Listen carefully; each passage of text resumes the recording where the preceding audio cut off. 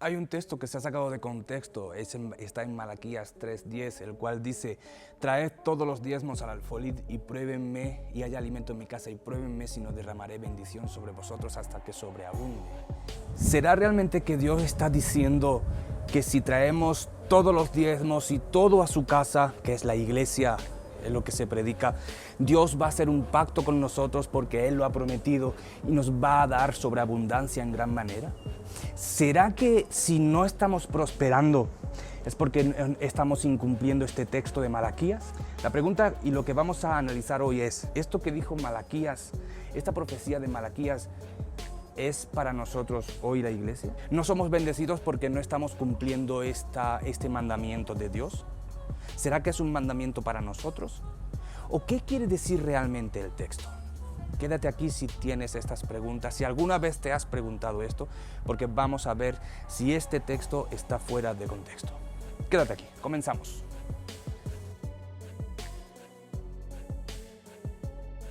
Sin duda alguna, este texto se ha mal usado en aquello que se llama la teología de la prosperidad. ¿Qué es la teología de la prosperidad? Es esta teología, es esta enseñanza que dice que vas a ser próspero si haces pacto con Dios, si pactas con Jehová.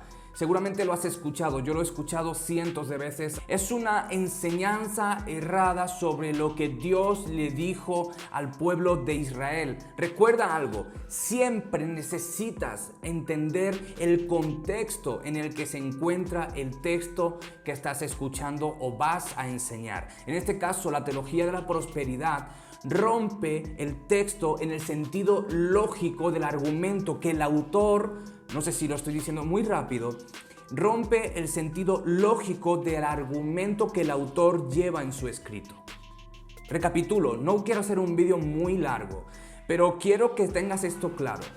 Todos los textos, como pudiste ver en el vídeo anterior, y voy a decir en todos los vídeos de esta serie de versos fuera de contexto, todos los textos que analizaremos en esta sección de vídeo pertenecen y corresponden a un contexto determinado.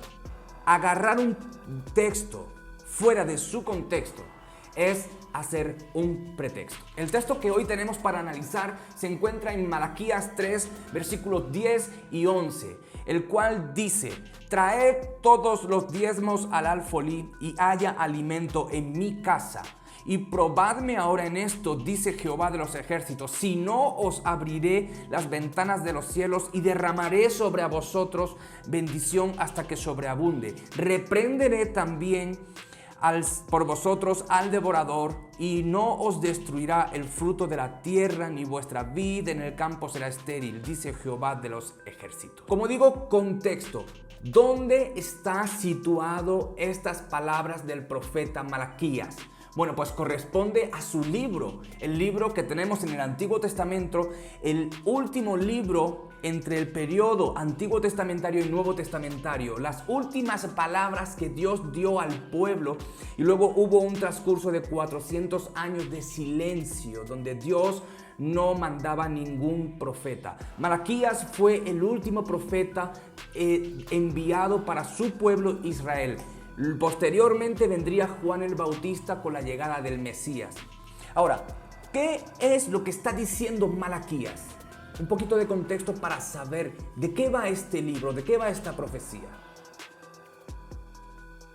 Tenemos que regresar al momento histórico donde Israel es deportado a Babilonia 70 años. Y Dios despierta al rey babilonio y hace que su pueblo regrese, porque ya estaba profetizado.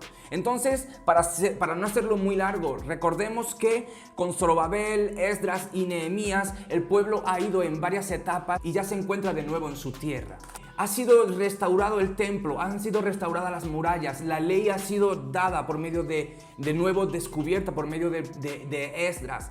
Y ahora el pueblo, en este contexto de Malaquías, lleva 100 años ya en la tierra con los sacrificios continuos, con toda la ley ceremonial, con todo el sistema de diezmos, tal y como Dios en la ley lo demandaba. Lo que Dios va a denunciar por medio de Malaquías es que el pueblo ha tenido una relajación respecto a la adoración a Dios. Están trayendo animales defectuosos para los sacrificios, están teniendo injusticia, están dando lo que no es honorable a Dios. Ha habido una degradación del culto a Jehová, y los diezmos, las ofrendas no están siendo traídas de la forma efectiva que debieran ser. Por tanto, los sacerdotes, los levitas, el huérfano, la viuda están teniendo problemas porque el pueblo ha tenido una relajación religiosa. Es algo que Malaquías denuncia, Dios por medio de Malaquías denuncia en este libro. Entonces, tenemos que entender todo este contexto para comprender lo que Malaquías en el capítulo 3 está diciendo y a quién se lo está diciendo. Es al pueblo teocrático de Israel. Y es importante entender esto. El pueblo de Israel se regía bajo una teocracia. Hoy la iglesia no se rige bajo una teocracia. Por tanto, hay circunstancias mandatorias de la ley que solo y exclusivamente eran bajo una teocracia. Confundir esto es confundir mucho del Antiguo Testamento hacia una interpretación errada en el Nuevo Testamento. Entonces Dios está por medio del profeta mandándole estas palabras para su nefasta conducta. Les está diciendo, recuerden la ley, recuerden Deuteronomio 28, las bendiciones de obedecer mis mandamientos y las maldiciones de no obedecer mis mandamientos. Y ustedes no están obedeciendo mis mandamientos. Por tanto, están teniendo un tiempo de escasez. Te invito a que vayas a Deuteronomio 28 y puedas ver que Dios les prometía que si obedecían, que si continuaban si seguían en sus caminos, Dios bendeciría su tierra. Es en ese contexto en el que está inmerso este texto. Ahora entendamos otra cosa. Los diezmos que se recopilaban, que se recaudaban o se recogían, por los israelitas, tenían que ser llevados al templo. Y los diezmos era una especie de herencia para los levitas, los sacerdotes, para el huérfano, la viuda, para que tuvieran provisión. Por tanto, no hacerlo por parte de los ciudadanos de Israel era dejar morir de hambre literalmente al levita que no tenía parte ni heredad de la tierra, sino que eso era su parte, al huérfano, la viuda y el desprotegido.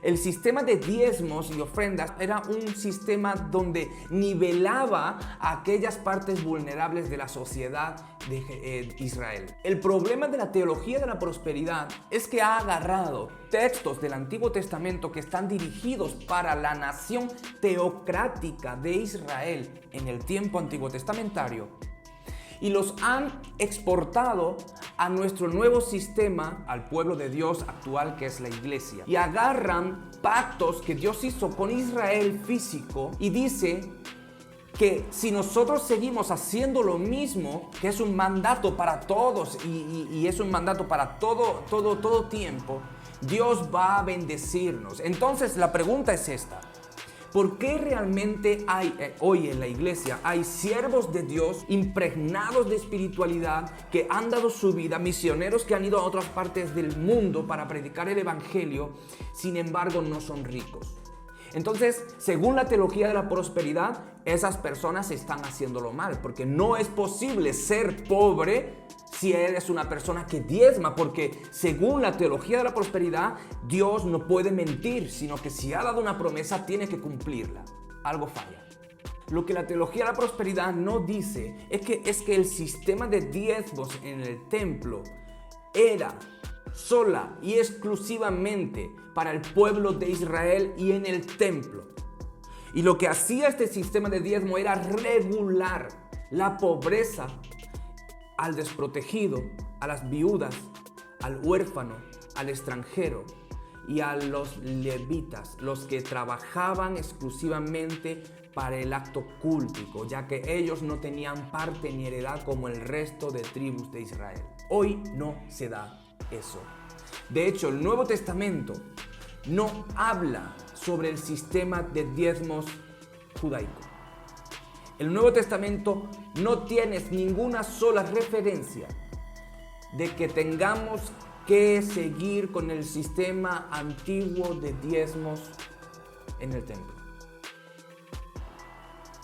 Ahora bien, lo que sí tenemos que entender de este pasaje es aplicar la teología profunda y espiritual que tiene haciendo un paralelismo directo con la iglesia. La iglesia no es el pueblo físico de Israel, no lo es.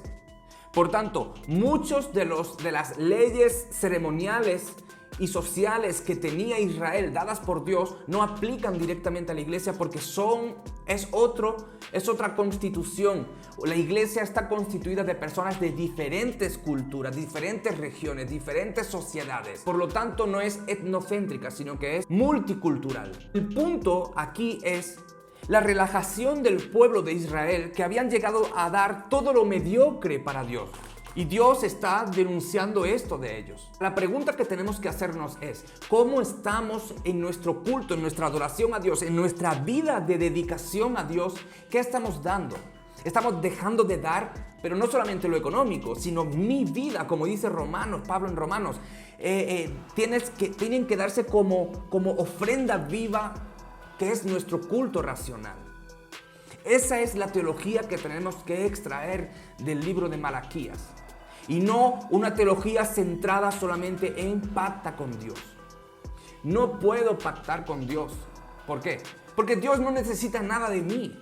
Y Dios no ha dicho que me va a bendecir si yo le doy el 10% o más de los ingresos que yo tengo. Dios no necesita mi dinero. Dios lo que busca es que mi corazón sea un corazón dispuesto a dar para su obra. Pero en el Nuevo Testamento, repito, en el Nuevo Testamento ya no tenemos un sistema de diezmos como el antiguo Israel. ¿Quiere decir esto que no tenemos que diezmar? No, yo no estoy diciendo eso. Lo que ahora tenemos en este nuevo pacto es una totalidad de vida que Dios nos ha regalado por medio de su Hijo y el Espíritu Santo morando en nosotros. Todo lo que tenemos es de Él. Ya no estamos hablando del 10%. El techo ya no es el 10%. El techo es todo. El techo es todo lo que yo soy. Todo lo que yo soy es al servicio de Dios.